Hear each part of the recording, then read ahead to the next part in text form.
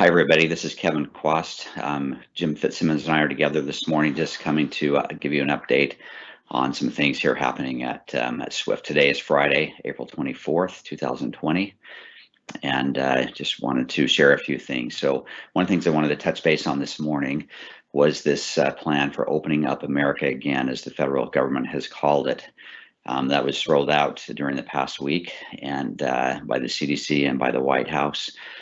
And there are certain guidelines with that. I'd encourage you just to Google it. You can see some details about how that's going to work. And there are certain things that have to be, that we have to see in the trends with the COVID in order to start normalizing things again here in our country.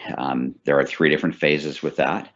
And the third phase, of course, being back to relatively normal circumstances as we were pre-COVID. First and second phases being kind of the integration and working towards that, that phase. There are no time frames set because it really depends upon what happens with COVID.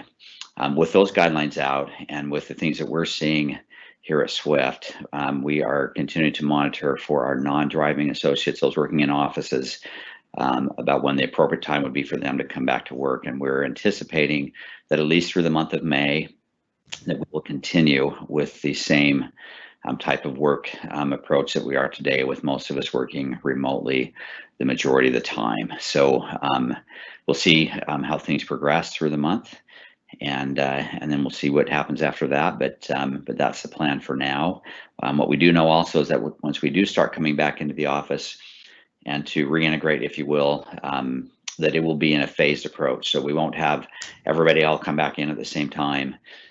We will, because we need to be able to maintain social distancing. We'll have some people who, because of being in at-risk groups or other situations, may not be able to return immediately, and so we'll work through that. And our local managers will work with their teams, and department managers will work with their teams to be able to figure out the right approach. So more to come on that, but that's what's happening right now. And there will be some additional communication coming out to our non-drivers about that topic.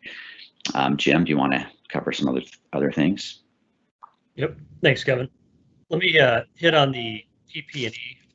So one of the questions we continue to get is on the gloves and the masks. And so we should have plenty of gloves and plenty of masks at all terminals, all on-site locations.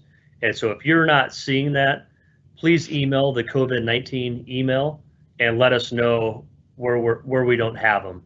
Now, when you're asking, make sure you're asking, not only the office, but the shop, because most of these products are being controlled by the shop. But during after hours, there should be a process where we have a supply inside the office where you could get them day or night. So if you're not seeing it, let us know so we could address those issues.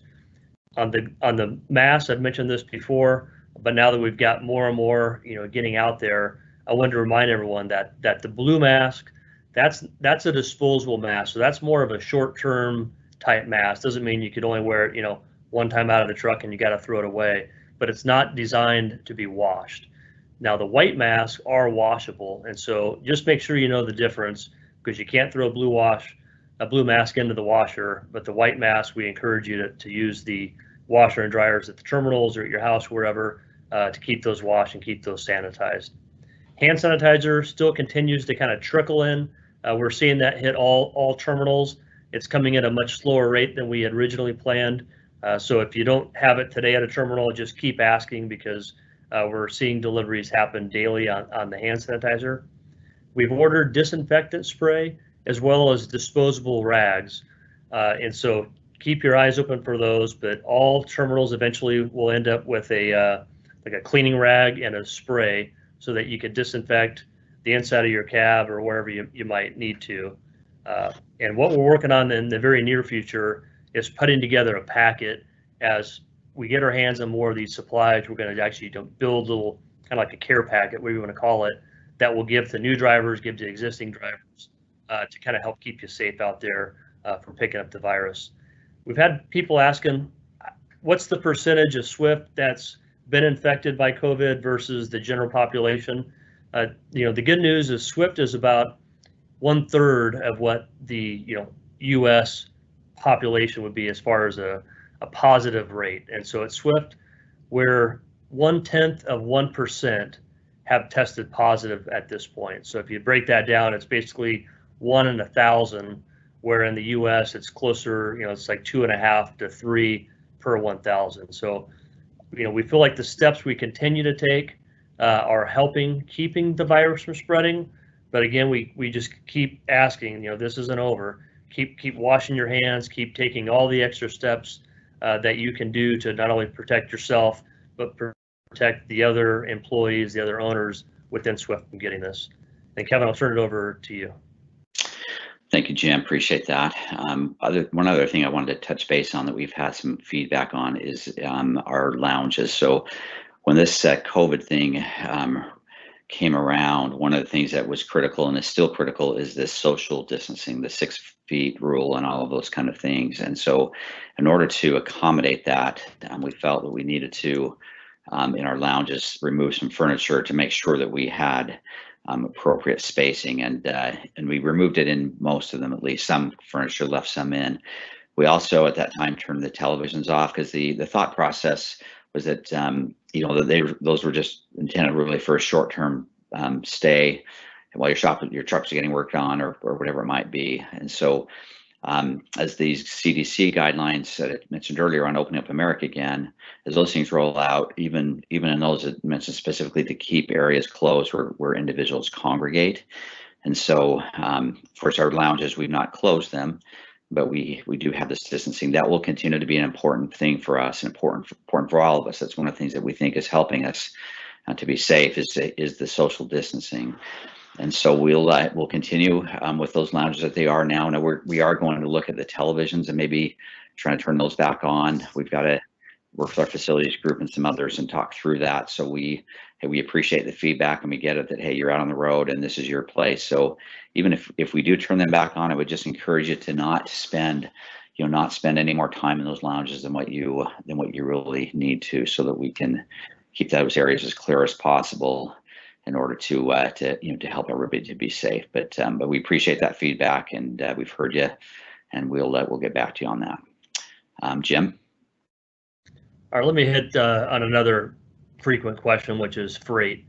And so, this is a tough one because so much of this depends on the U.S. coming back to work. Now, the good thing is we feel we're in the bottom right now. It's as bad as it's going to get.